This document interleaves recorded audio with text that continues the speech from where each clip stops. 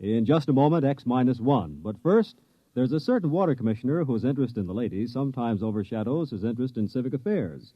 His name is a familiar one, Throckmorton P. Gildersleeve, and he'll pursue his adventures tomorrow night when NBC Radio presents another comic episode of The Great Gildersleeve. So when you hear the familiar voice and hearty laugh of the water commissioner from Summerfield tomorrow, why, stay tuned and enjoy another romantic scramble with the one and only The Great Gildersleeve on this NBC station. And now stay tuned for X-1 on NBC.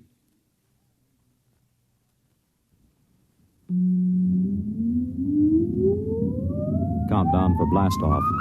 X-5, 4, 3, 2, X-1, fire.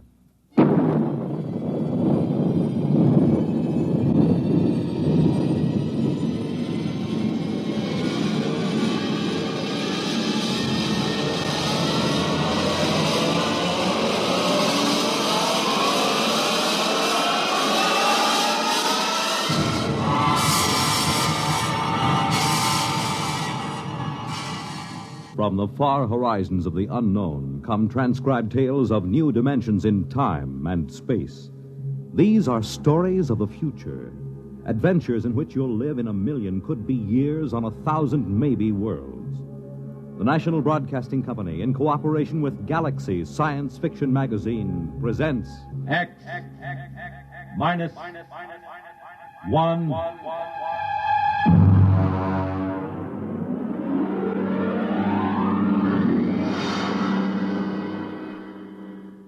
Tonight's story, The C-chute, by Isaac Asimov.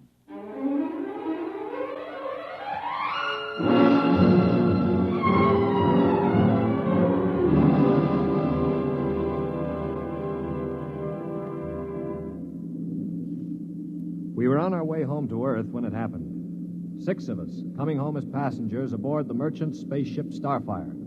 At the start of the Second Interstellar War, the one between Earth and the planet Chloro. And then it happened.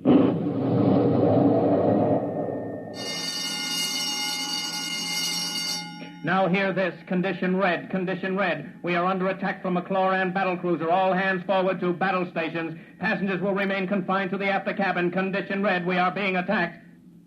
The interception by the Chloran cruiser, the murderous running jewel of energy blasts and force field defenses.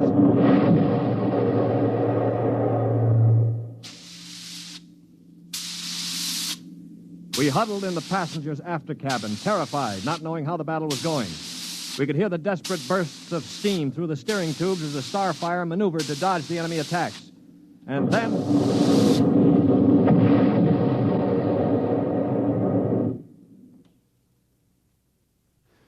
Now what? The beginning of the end, you might call it. Well, what does it mean, Stuart? You were a space pilot? It means our generators have been drained of energy. We can't fight back. But, All right, monsieur, don't worry. They won't destroy us. They need our ship too badly. They'll simply board us and take over. But what about the crew? The crew, Colonel? If they have any sense, they'll surrender. If they choose to fight, they'll... Now, they're coming aboard. Now, be very still. Oh, Mother in heaven, help us. Be still. If only those fools on deck will surrender without a struggle. They are fighting. Yes, it's the end. We've got to help them. All right, don't open that door. We just can't let them die. You can't help them. I'm going. Stop him! All right. Aristide. Shut the door quickly. Aristide, my brother. That poor fool. I'll get them. My brother, I swear to you, I'll get them. Yeah, you better cover his body. The brutes. The monstrous green-skinned brutes. They're no more brutes than we are, Colonel. This is a war. Are you defending them? I'm merely pointing out the facts. I ought to strangle you. Why not save it for the Chloros? I will. I promise you I will. Well, they're probably deciding right now what to do with us. We might as well settle down and wait.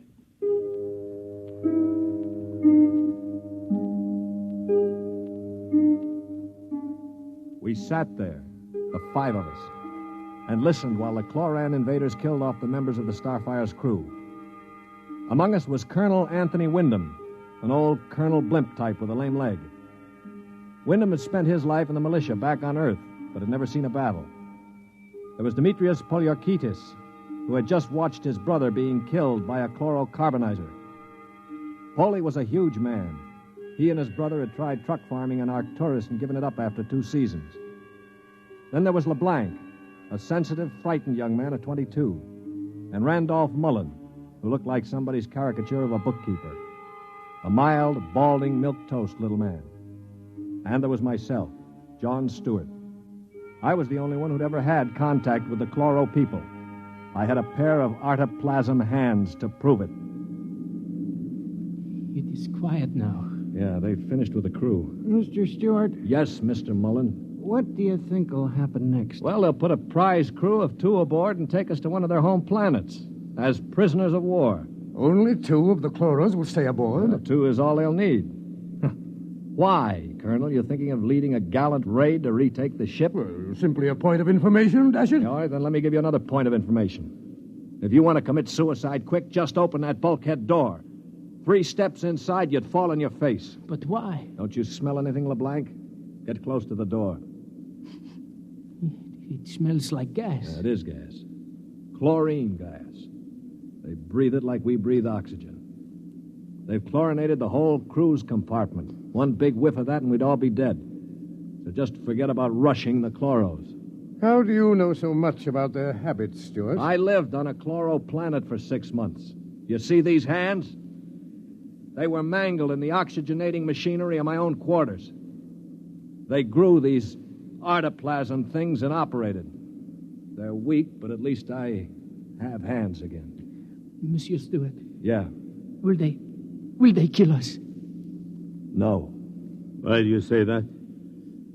Because, in their own way, they're gentlemen.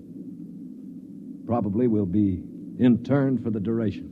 You call them gentlemen.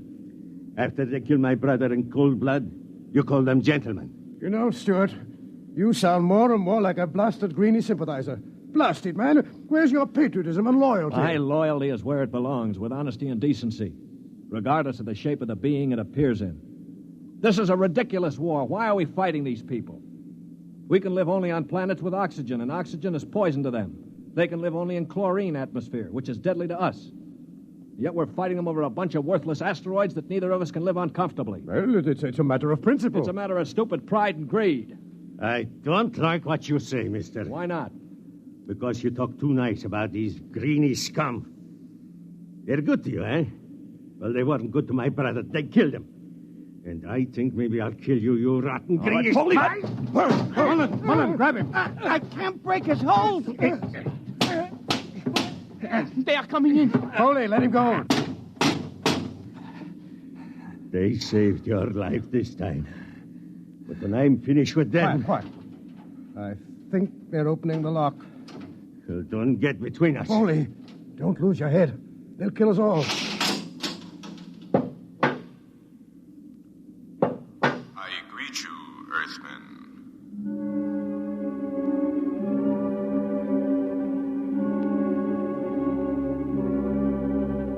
The chloro was not a pleasant sight to anyone unused to him. He was about the height of an Earthman, but the top of him was just a green stalk with eyes. He was still wearing a spacesuit to protect him from the oxygen in our compartment. In one of his tendrils, he carried a chloran gun. As he stood in the doorway, I could see Polyarchetes' eyes begin to glisten with rage. Then, with a bellow like a huge bull, he threw himself at the chloro.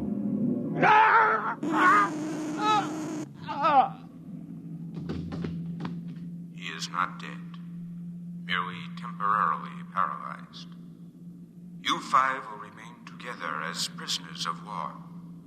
We expect to reach our own planet within several weeks, your time. There you will be interned for the duration of the war. If any of you attempts to leave this compartment, we shall be forced to destroy you. That is all I have to communicate.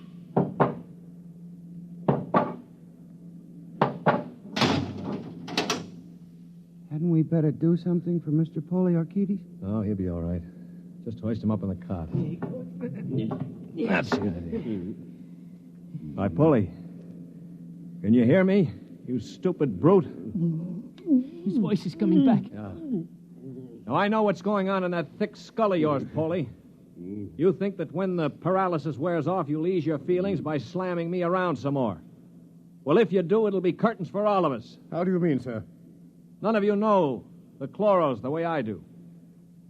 Unlike us, they assume automatically that any group of Earthmen they find together comprises a biological grouping, like an ant colony. The result is that they consider the group as something holy. Now, they'd never break us up. And if one of us did any harm to another, they'd have us all executed as a bunch of chlorotype perverts, a non-functioning group. So call all the names you want, but keep your hands to yourself or we're finished.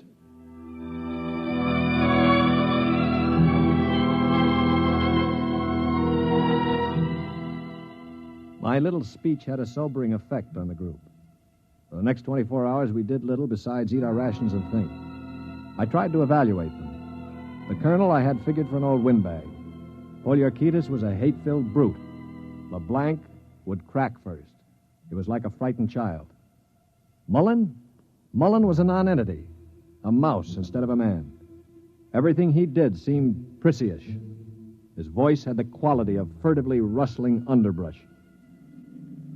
How long did you say the trip would take, Mr. Stewart? Well, the chloro said about 2 weeks. Gentlemen, if I may interrupt. Colonel? Now, it has occurred to me that perhaps you know of some weakness that might enable us to overcome these chloros. The only weakness they've got is that they can't stand oxygen. Oh, but there must be some way to get the best of them, man. After all, there are only now, look, two. Before I answer, Colonel, I have to know your motive. Is it to save your own skin or help Earth win the war? Oh, dash it, man, to help our side, of course. What we're looking for is a way to save the ship for Earth without losing our lives, yes? Well, all right, let's take a vote then. LeBlanc? I have a wife waiting on Earth, Mr. Stewart. I do not want to die. Uh-huh. Hero number 1. What about you, Mullen? I don't see how we could accomplish it without... Hero number 2. Well, Poliorcetes? When I kill Chloros, it will be with my bare hands. On their planet, I will kill dozens, I promise you. 3 down. Well, Colonel, don't you want to march to glory, an old militiaman like you? Your attitude is very cynical and unbecoming, Stuart. I see.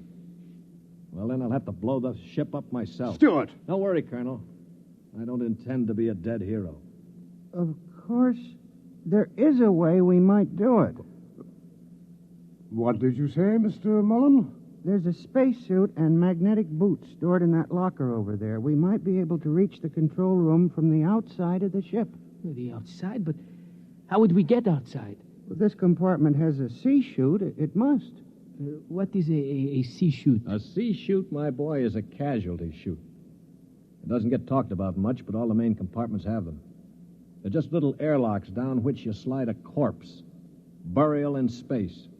Oh, blast it, Mullen. Suppose you did get outside. How could you re-enter the ship? Through the steam tubes, the ones they use to guide the ship. Wait a minute, Mullen. What do you know about steam tubes? I thought you were a bookkeeper. Well, on Arcturus, I got interested in spaceship models. I studied all about them. On my own time, of course. Yeah, naturally. At any rate, I learned that the steam tubes have an access vent directly to the control room for repairs and so forth. And the chloros, they are in the control room. What do you think, Stuart? Well, it's a video sort of idea, but it might just work. We could get permission from the chloros to open the C-chute and bury Polly's brother. And one of us could slip into it, work forward, and climb up through the steam tube. The question being, which one? What about you? You with your loud talk and your sneers. I'm no hero, Polly. I've already said that. My object is to stay alive. The steam tube let go while you were in it, you'd be broiled like a lobster. Now, how about the colonel here? If I were younger, blasted, I'd trounce you. You know very well with my injured leg. Yeah, of course. Not to mention my artificial hands. Well, now, what unfortunate deformities do the rest of us have? Polly? You just keep talking, Mr. Big Mouth, and pretty soon we'll kick your teeth in. Of course, that's your standard reply to everything, isn't it? LeBlanc, will you do it? I cannot. Not even to get back to Denise? Please, I cannot. LeBlanc needn't go. I'll do it. What? After all, it is my idea. Wait a minute. Are you serious, Mullen? Yes. Well, how? I don't understand. Why? Why you? Well, it seems no one else will do it. But that's no reason, man. I can't think of any other. Look here. Do you really intend to go through with it, sir? Yes, I suppose I do. Well, dash it, man. Let me shake your hand. You're an Earthman, by heaven. You do this thing and win or die. I'll bear witness for you.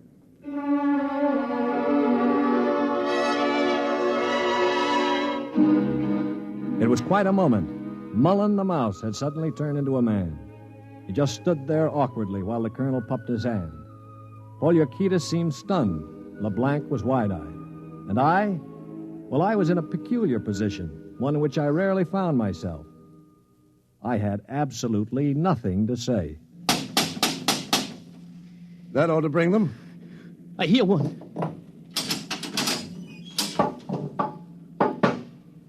What is it, Earthman?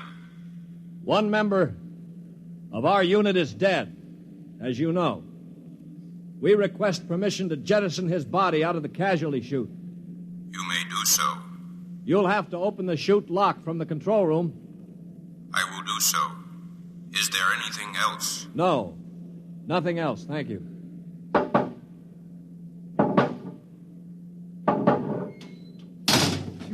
Oh, boy. All right, come on now, we'll have to work fast. Mullen, get into a spacesuit from the emergency locker. Polly, help Mom with those magnetic boots. How do you... I'm working as fast as I can. The arm, there. All right, give me the helmet. The helmet? Okay. Now, Mullen, you better scratch your nose if you have to. It's your last chance for a while. What about radio contact? You can talk to us. We'll listen in on the helmet set in one of the other suits. The chloros won't have their set on the interphone frequency. Wait a moment. What for? Dash it, what's he going to use for a weapon? He isn't big enough to fight them barehanded. Ah, no, that's true. Well, how about one of those oxygen cylinders? Good idea.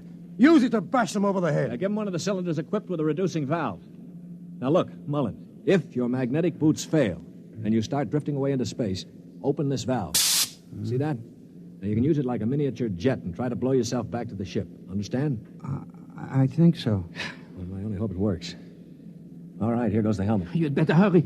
The light is on over the C-chute. Yeah. All right. That means they've opened the lock. Here. Now, can you hear me? LeBlanc, give me that other space helmet. Yes, here. Let me switch on the radio. Can you hear me, Mullen? I hear you. Fine. Plenty of air? Air's okay. Uh-huh. Polly, open the C-chute. Okay, now help him in. All ready? Ready? Well, good luck. Close the chute. Pull the ejector valve. Now! He's out. Oh, God help him. The light is out. Yeah. The chloros have closed the chute lock. I don't suppose he has much of a chance. No. Do you think he knew it? I don't know. I just don't know. Should I try to contact him on the radio? Yes, I think... Wait a minute. What is it? Listen, the chloros coming. Good Lord. He's sure to miss Mullen. Yeah, wait. Polly, get your brother's body on the cot. Put a blanket over it. Pretend it's Mullen asleep. Polly, for heaven's sake. My brother... All right, you've got to do it, man. It's our only chance. Listen, if Mullen could go out there and Very risk his... well. I will do it.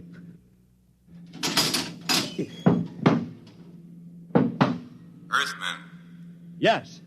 you have jettisoned the body. Yes. Good. Is there something further we can do? No, We are very tired. Our grief is very great at losing one of our unit. We would like to rest alone. I will respect your wishes. I see that one of your units sleeps already. Yes, Mr. Mullen was overcome with grief. I leave you. Oh, brother. Polly, I thought sure you were going to rush him. With that brave little guy out there. What do you think I am, anyway? And to think I laughed at him makes me ashamed. Yeah, I guess I've been saying some things that maybe weren't too funny. I owe all of you an apology. Do you think it's safe to try the radio? Yeah, we better. Hello? Hello, Mullen. can you hear me? Yes, I hear you. Where are you? I'm standing on the outside of the ship. All right, now take care. One misstep and you'll be marooned in space. Now, can you find the steam tubes? I think I've found one of them already. I can feel the rim. I just hope it doesn't let go when I get inside. Be careful. I'm going into the tube now. I can feel the ladder rungs they use to repair the inside. Yeah, well, keep in contact. I'm in the tube now. Good Lord. They've let go with a blast. Oh, well, it may be the starboard tubes. Mullen! Still here. They use the other tubes, fortunately. Now, if they don't try to correct for over-deflection... Yeah, keep moving. I seem to be... Wait. Yes, I'm at the end of the tube now, where it opens into the control room. Good. Now, look, there's a small metal door there. Can you feel it? Yes, I'm afraid it's locked from the other side. Oh. I can't budge it. Mullen, listen to me. Stewart, I'm scared. I'm terribly scared. Yeah, all right. Now, hang on. Don't blow up. Listen to me. Are you listening? Yes. Take the spare oxygen tank. Bang on the metal door that leads to the control room. The chloros are bound to hear you. When one of them comes to investigate, try to hit him with a cylinder. Now, aim for the stalk on top of his body. Try to blind him. Will you do that? I'll try. Well, now, go on. Only one can come. The other will stay at the controls. Now, start banging.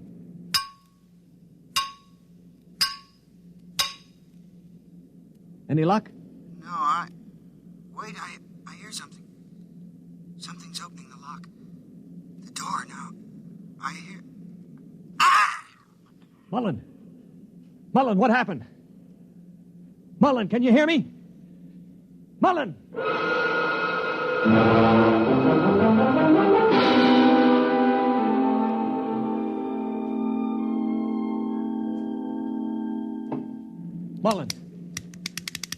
Mullen! Oh, it's no use. They must have gotten him. Yeah, he was one brave little guy, that one. But suppose they have just got him in the control room. I mean, maybe he is not dead. Well, then maybe one of us could rush them. We could bang on the door and jump the chloro. well, the first guy would be a cinch to die. But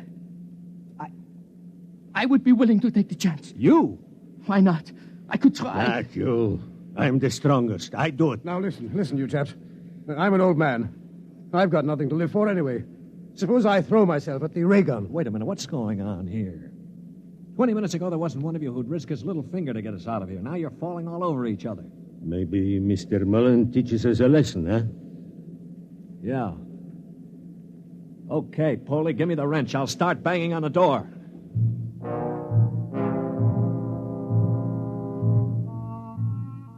They say that selflessness is contagious. I guess maybe it is.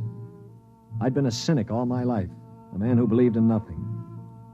Well, I'd come face to face with 4 human beings who proved that I'd been living a lie. I knew what I was going to do now. When the chloro came to investigate our compartment, I had it all planned. If only my poor, weak hands would hold out long enough. Ready? Ready. Here goes. That should bring him. Try again. Wait, listen. Shh.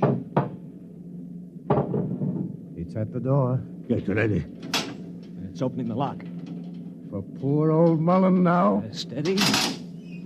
No! Let him have it! Wait! Stop it! It's not the chloro! Wait!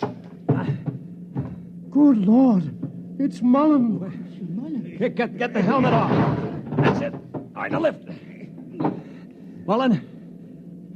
Mullen, are you all right? I seem to be quite all right. Well, the chloros. Both dead. At least I hope so. Well, what happened? Well, I banged on the steam tube hatch and a chloro opened it. Yeah? I hit him with a cylinder. It blinded him, I guess, but didn't kill him. He grabbed me and pulled me into the cabin. In the struggle, he broke my transmitter. That's why I couldn't talk to you. Finally, I managed to club him down. Well, what about the other one?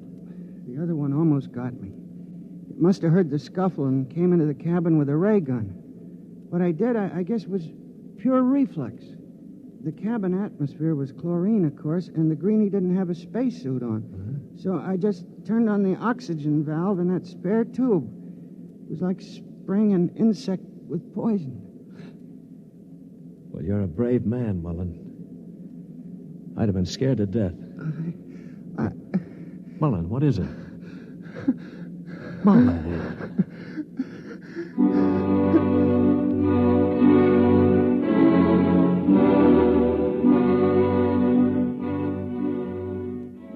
An hour later, false hands and all, I was at the controls of the ship, headed for Earth. We'd gotten rid of the chlorinating equipment and restored the oxygen naturally. Mullen was asleep in the cabin under a sedative, or so I thought until the cabin door opened. Mullen, for Pete's sake, get back to bed. No, I'm quite all right now, really. Do you mind if I watch how you operate the ship? No, not at all. Sit down. You know, I guess I owe you an apology. I didn't think too much of you. That's your privilege. No, it isn't anybody's privilege, Mullen, to despise another. For years now, I've abandoned hope of finding any decency in human beings. I owe you a vote of thanks. You embarrass me, Mr. Stewart. I didn't do it for any heroic reasons, I assure you. Far from it. Well, why did you do it, Mullen? That puzzles me very much. Well, Mr. Stewart, I'm a bookkeeper.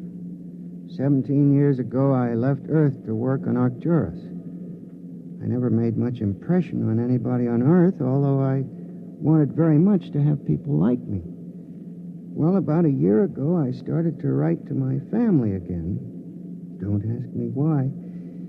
And then I asked for a leave of absence to go home after 17 years. Well, I still don't understand. It wasn't patriotism or love of a woman or money or any of those things. What was it? Mr. Stewart, haven't you ever been homesick?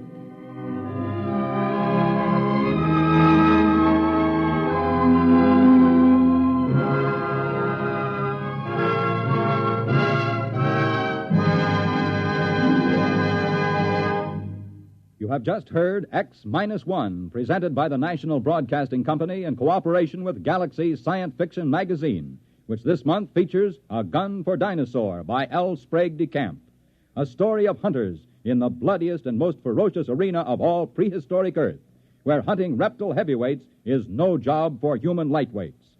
Galaxy magazine on your newsstand today. Tonight, by transcription, X-1 has brought you The C-chute, a story from the pages of Galaxy, written by Isaac Asimov and adapted for radio by George Lefferts. Featured in the cast were Lyle Sudrow, Stan Early, Bob Hastings, Mercer McLeod, Danny Ocko, and John Gibson. Your announcer, Bill McCord. X-1 was directed by Daniel Sutter and is an NBC Radio Network production.